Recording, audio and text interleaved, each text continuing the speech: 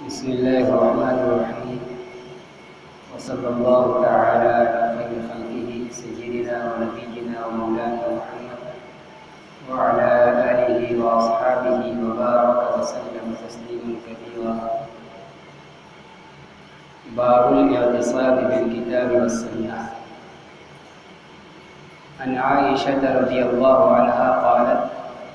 قال رسول الله صلى الله عليه وسلم من احدث في امرنا هذا ما ليس منه فهو رد. متفق علیہ.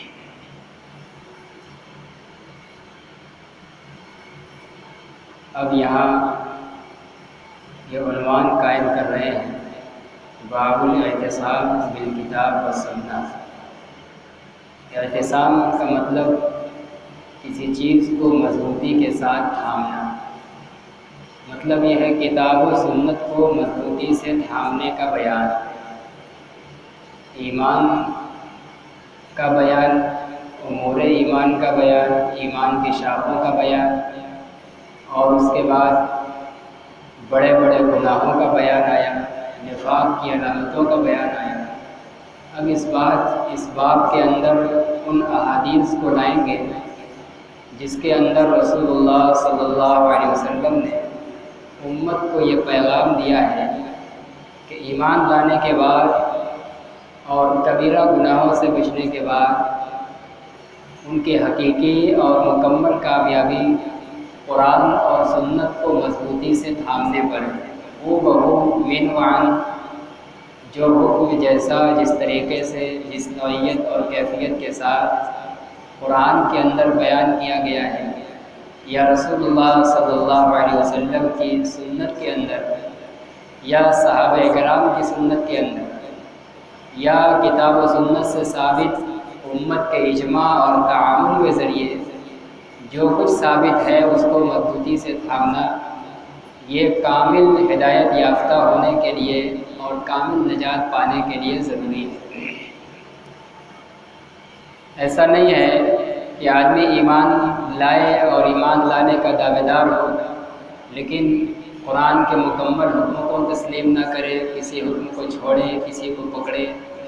یا سنت کے کسی حکم کو پکڑے کسی کو چھوڑے، یا کتاب و سنت کے پورے احکام کو پکڑ تو رہا ہے لیکن اس کے ساتھ ساتھ اپنی طرف سے بھی اس میں کچھ بڑھوتری کر رہا ہے، کچھ اضافہ کر رہا ہے. یہ صحیح نہیں ہے، یہ جائز نہیں ہے، یہ گمراہی ہے. اس باب کے اندر انہی چیزوں پر متنبہ کریں گے کہ ہمیں ہر حال میں مکمل طور پر کتاب اللہ اور سنت رسول اللہ کو لازم پکڑنا ہے اور کتاب و سنت سے جو کچھ ثابت ہے، جتنا ثابت ہے، جیسے ثابت ہے اتنا ہی اور اسی حال پر اس کو مضبوطی سے پکڑنا اور عمل کرنا ہے. اگر اس میں کچھ کم کر دیا، کچھ گھٹا دیا تو اس کو الحاد کہتے ہیں. یہ بہت بڑی گمراہی ہے. دین کے کسی ثابت شدہ مسئلے کو، کسی ثابت شدہ حکم کو انکار کر دینا، نہ ماننا. جو شرعی دلائل سے ثابت ہو اس کو انکار کرنے کا نام الحاد ہے. جیسے مثال کے طور پر قبر کے اندر عذاب کا ہونا یہ ثابت ہے کتاب و سنت سے اور اجماع سے. اب اگر کوئی اس کا انکار کر دے، جیسا کہ ایک گروہ ہے دنیا کے اندر جو ایمان کے دعوے کے باوجود اس بات کا قائل ہے کہ قبر کے اندر عذاب نہیں ہوگا، تو یہ دین کے ایک ثابت شدہ مسئلے کا انکار ہے، اس لیے یہ الحاد ہے. یہ بہت بڑی گمراہی ہے، اس کے لیے وہ بھی مستقل وعیدیں آئی ہیں. اسی طرح ایصال ثواب ہے، اپنے کوئی عمل کر کے، قرآن پڑھ کر، صدقہ اور خیرات کر کے، کوئی بھی نیک عمل کر کے اپنے گزرے ہوئے اور فوت شدہ مسلمان بھائیوں اور عورتوں کے لیے ثواب ہدیہ کرنا. یہ قرآن و سنت سے ثابت ہے، اجماع سے ثابت ہے. ثواب اپنا دوسرے مردوں تک بھیجا جائے تو پہنچتا ہے، یہ حق ہے، ثابت ہے. اب کوئی اس کا انکار کر دے، جیسا کہ ایک گروہ ہے دنیا کے اندر جو اس بات کا منکر ہے کہ زندہ کوئی عمل کر کے اس کا ثواب مردے کو پہنچائے تو اس کو پہنچے، اس کا انکار کرتے ہیں کہ نہیں پہنچتا، ہر آدمی کا بس اپنا عمل ہی کام دیتا ہے، تو یہ انکار کرنا یہ الحاد کہلاتا ہے، یہ بہت بڑا جرم ہے، بدعت سے بڑا جرم ہے یہ۔ اسی طریقے سے رمضان کے اندر 20 رکعت نماز تراویح یہ شرعی دلائل سے، صحابہ کے اجماع سے کم از کم ثابت ہے، لہذا جب اس کا انکار کرتے ہیں کہ تراویح 8 رکعت ہے 20 رکعت نہیں ہے تو وہ الحاد کے اندر مبتلا ہے، دین کے ایک مسلم اور ثابت شدہ حکم کا انکار کر رہا ہے، وہ ملحد کہلائے گا۔ تو ہمیں کتاب و سنت کو مکمل مضبوطی سے پکڑنا ہے، اس میں سے کسی کو بھی چھوڑنا، اس کو انکار نہیں کرنا ہے، ورنہ ہم الحاد کے اندر چلے جائیں گے۔ اسی طرح اس میں کچھ اضافہ بھی نہیں کرنا ہے، اضافہ کو بدعت کہتے ہیں۔ مثلا ایصال ثواب یہ حقیقت ہے، حکم ثابت ہے کہ ہم کوئی عمل کر کے اپنے مرحومین کو ثواب پہنچائیں تو پہنچتا ہے، لیکن اس کے لیے کوئی خاص دن متعین کر لینا کہ بس فلاں دن ہی کرنا، اس کے علاوہ دن نہ کرنا، اکیلے نہ کرنا، اکٹھے ہی ہو کر کرنا، ان سب چیزوں کی قید لگا کر اس کو ضروری سمجھا جانے لگے تو پھر یہ زیادتی بدعت میں آ جائے گی۔ نفس ایصال ثواب نہیں، وہ تو ثابت چیز ہے، وہ شرعی حکم ہے، وہ اس پر جو الگ سے زائد چیز ہم لگا دیں گے وہ بدعت کے اندر شامل آ جائے گی۔ اس کی بھی اللہ کے نبی صلی اللہ علیہ وسلم نے تردید فرمائی ہے۔ تو ہمیں کتاب و سنت کو مضبوطی سے لازم پکڑنا ہے، الحاد سے بچنا ہے اور بدعت سے بھی بچنا ہے۔ بدعت کہتے ہیں وہ چیز جو دین میں سے نہیں ہے اس کو گڑھ لینا، ایجاد کر لینا، اس کو دین میں سے سمجھنا اور پھر اس کو دین سمجھ کر کرنا۔ گویا بدعت کس کو کہیں گے؟ غیر دین کو، جو چیز دین نہیں ہے، دین سے وہ چیز ثابت نہیں ہے، اس کو ایجاد کر لینا، دین بنانا اور پھر اس کو دین سمجھ کے کرنا۔ یہ دو چیزیں جب پائی جائیں تو کوئی عمل بدعت ہو جاتا ہے۔ غیر ثابت شدہ جو دین میں سے نہیں ہے اس کو دین سمجھ کے کرنا، ایک تو یہ کہ وہ عمل دین میں سے نہیں ہے، ثابت شدہ نہیں ہے، اور پھر اس کو دین سمجھ کر کیا جائے تو وہ بدعت ہو جاتا ہے۔ اور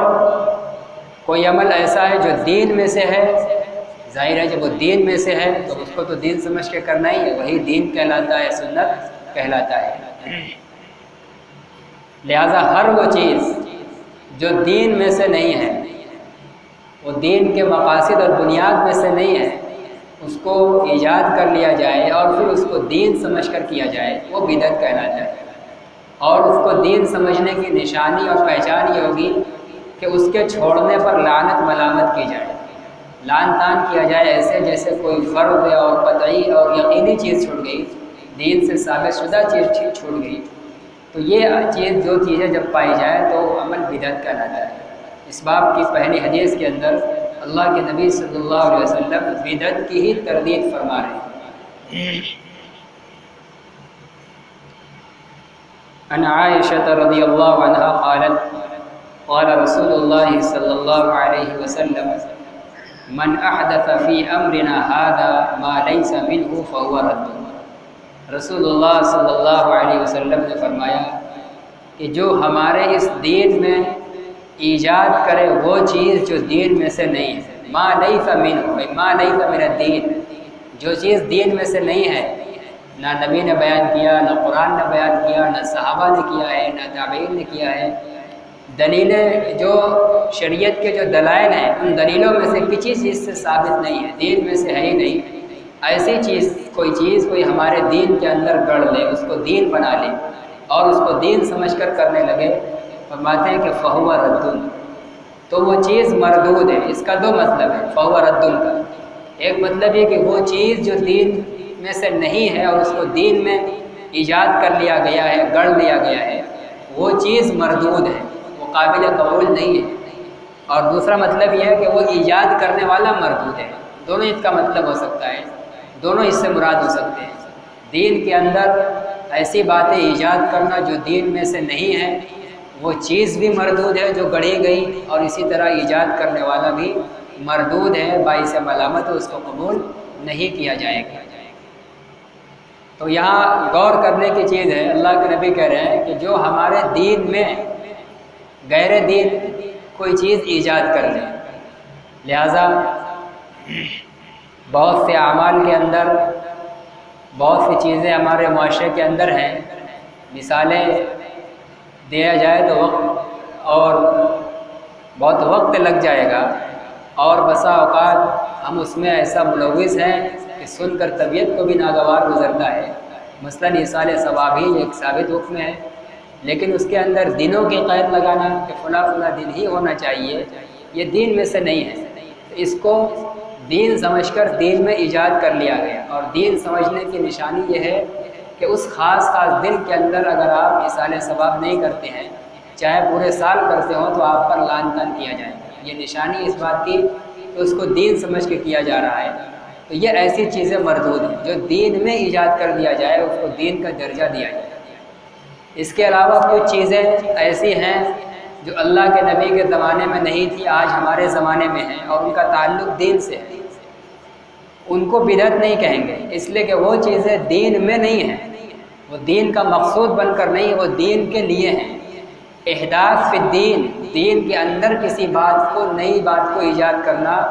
جس کا نبی، صحابہ اور خیر القرون کے زمانے میں ثبوت نہ ہو، یہ بدعت کہلاتا ہے۔ اور دین کے لیے کوئی طریقہ ایجاد کیا جائے جس سے دین کو فروغ ہو، دین کو فائدہ ہو، لوگوں تک دین پہنچے، ایسا کوئی چیز ایجاد کیا جائے تو وہ بدعت کے اندر داخل نہیں ہے، وہ مذمت کے لائق نہیں ہے۔ بلکہ اللہ تعالیٰ نے تو دین کو متعین کیا ہے، لیکن دین کو پھیلانے کا طریقہ کار متعین نہیں کیا ہے۔ ہر زمانے کے اعتبار سے الگ الگ طریقہ کار اللہ تعالیٰ اپنے بندوں کے دل میں ڈالتے ہیں، جو اس زمانے کے حال کے مطابق ہوتا ہے، اور اس زمانے میں اسی کے مطابق دین کا کام ہوتا ہے، پھیلتا ہے۔ تو وہ احداث فی الدین نہیں ہوتا ہے، وہ دین کے اندر ایجاد نہیں ہوتا ہے، وہ دین کے لیے ہوتا ہے۔ جیسے مثال کے طور پر آج جیسے مدارس کا وجود ہے، اب اس زمانے کے اندر صدیوں سے جو چل رہا ہے کہ الگ عمارتیں ہوتی ہیں اور پھر اس میں طلباء کو رکھا جاتا ہے اور اس کا ایک مخصوص نصاب متعین کر کے پڑھایا جاتا ہے۔ ظاہر ہے کہ یہ طریقہ کار نبی اکرم صلی اللہ علیہ وسلم کے زمانے میں نہیں تھا۔ آپ تو بس مسجد کے اندر اور صفہ پر بیٹھ کے وہی لوگوں کو سکھلاتے تھے، سناتے تھے، یہی طریقہ ہوتا تھا۔ طلباء سفر کر کے آئیں اور جمع ہو اور ایک بلڈنگ ہو، وہاں رہیں، اور ان کا گھنٹہ متعین ہو، فلاں گھنٹے میں فلاں کتاب، فلاں گھنٹے میں فلاں کتاب، اور پھر سال کے اتنے دن تک نصاب پورا کر کے پھر سالانہ اور ششماہی امتحانات ہوں، یہ سب نہیں تھا۔ لیکن اب اس وقت چل رہا ہے، اور پہلے زمانوں میں نہیں تھا۔ جو محدثین کا زمانہ ہے، ہمارے جو کتاب کے مصنفین ہیں 7ویں 8ویں صدی کے، ان لوگوں کے زمانے میں بھی آج کے طرح کے مدرسے نہیں تھے۔ جو عالم دین ہوتا تھا وہ اپنے گھر پہ ہوتا تھا یا اپنے محلے کی مسجد میں ہوتا تھا، جس کو پڑھنا ہوتا تھا وہ خود آ کے اپنے قدم میں ان کو ڈال دیتا تھا، اپنا خرچہ، کھانا پینا سب اس کا ذمہ دار وہ خود ہوتا تھا۔ یہ وہ عالم کے ذمہ نہیں ہوتا تھا کہ ہاں یہ دور سے آیا ہے تو وہ انتظام کرتا تھا۔ وہ جتنا اس کے بس میں ہوتا، جتنے دن مقدر میں ہوتا، وہ اس کے پاس رہتا، اس سے حدیث سنتا، قرآن سنتا، سیکھتا، پھر وہ وہاں سے چلا جاتا، کسی اور کے پاس جاتا۔ اسی طریقے سے دین سیکھنے سکھانے کا سلسلہ چلتا رہا۔ لیکن جب آخر زمانہ جب آیا اور دین کی طرف لوگوں کی رغبت کمزور ہونا شروع ہوئی اور دین کے لیے ذاتی طور پر سفر کرنا مشکل ہو گیا، اب لوگوں نے محسوس کیا کہ اس طرح تو دین کے سیکھنے والے بہت کم بچیں گے، دین مٹتا چلا جائے گا۔ تو اللہ تعالیٰ نے ایک طریقہ ایجاد کیا کہ اس طرح کوئی جگہ متعین کی جائے، وہاں افراد متعین کیے جائے، اور وہاں لوگوں کو جمع کر کے ان کے خرچے اور انتظام سب برداشت کر کے ان کو دین سکھایا جائے۔ تو یہ جو کچھ ہو رہا ہے مدرسوں کے اندر پڑھایا جانا، یہ جو ہم یہاں بیٹھ کے یہ طریقہ کار کر رہے ہیں، یہ احداث فی الدین نہیں ہے، یہ دین کے لیے ہو رہا ہے۔ یہ دین کے اندر کوئی الگ سے طریقہ ایجاد نہیں ہو رہا ہے، دین سیکھنا سکھانا ہمیشہ ہوا ہے۔ بس ہمارا یہ طریقہ اس زمانے میں نہیں تھا، آج طریقہ بدلا ہوا ہے، ورنہ مقصد وہی ہے، دین سیکھنا اور پھر اس پر عمل کرنا۔ مدرسہ کا مقصد بھی یہی ہے، دین سکھانا بچوں کو، تاکہ نبی کا دین ان تک منتقل ہو، وہ اچھے اور برے کو جانیں، اللہ کی معرفت ہو، سنت کی معرفت ہو، اس کے مطابق وہ عمل کریں۔ تو یہ دین پر عمل کرانے کے لیے ہو رہا ہے، نہ یہ کہ اسی کو دین سمجھایا جا رہا ہے۔ کوئی یہ نہیں کہتا کہ نفس مدرسہ ہی دین ہے، مدرسہ قائم کر لیا تو بس یہ ایک دین ہو گیا، اب اس کے علاوہ کوئی اور جو اصل دین ہے اس کو کرنے کی ضرورت نہیں۔ یہ دین کو جاننے اور دین پر عمل کرنے کا ذریعہ ہے، اس لیے یہ بدعت نہیں ہوگا۔ اسی طریقے سے یہ جو تبلیغی جماعت کا طریقہ رائج ہوا، یہ بھی طریقہ نہیں تھا کہ لوگوں کو چند لوگوں کو جمع کر کے ان کے وطن سے لیا جائے اور مختلف علاقوں کا ان کو دورہ کرایا جائے اور جگہ جگہ بیٹھ کر لوگوں سے مذاکرہ کرتے سنتے ان کے اندر فکر پیدا کی جائے اور دین کی باتیں سکھائی جائیں۔ یہ طریقہ بھی ظاہر سی بات ہے اس طریقے کا رواج صحابہ کے اندر نہیں تھا، لیکن یہ ہندوستان کے ہمارے طریقہ رائج ہوا آج سے تقریباً 100 سال 90 سال پہلے۔ تو یہ بھی اس کو بھی بدعت نہیں کہیں گے، اس لیے کہ یہ احداث فی الدین نہیں ہے۔ ہاں اگر کوئی یہ سمجھنے لگے کہ ہاں یہ کام ہی نفس دین ہے، اس کے ذریعے جو اصل دین مقصد تھا وہ نہیں، یہ اصل یہی دین ہے، تو بدعت ہو جائے گا۔ مدرسہ کو ہی خود دین کہنے لگے، وہ دین کا ذریعہ نہیں دین کہنے لگے، وہی مقصود کہنے لگے، بس مدرسہ کھول لیا، مدرسے میں پڑھ لیا پڑھا لیا، نہ نماز کی ضرورت نہ قرآن کی ضرورت نہ اور کسی ثابت شدہ دین کی ضرورت، اسی کو کل دین سمجھ لیا تو یہ خطرناک بات ہے۔ لیکن اگر اس کو صرف دین سیکھنے کا ایک وسیلہ اور ذریعہ سمجھا جا رہا ہے تو اگرچہ یہ سب طریقے نبی کے زمانے میں نہیں تھے، صحابہ کے زمانے میں نہیں تھے، لیکن چونکہ یہ دین کے اندر ایجاد نہیں ہے، یہ دین کے نفع کے لیے ایجاد ہے، دین کو پھیلانے کے لیے ایجاد ہے، اس لیے یہ مضر نہیں ہے، یہ قابل تعریف ہے، یہ محمود ہے، اس کو بدعت نہیں کہیں گے۔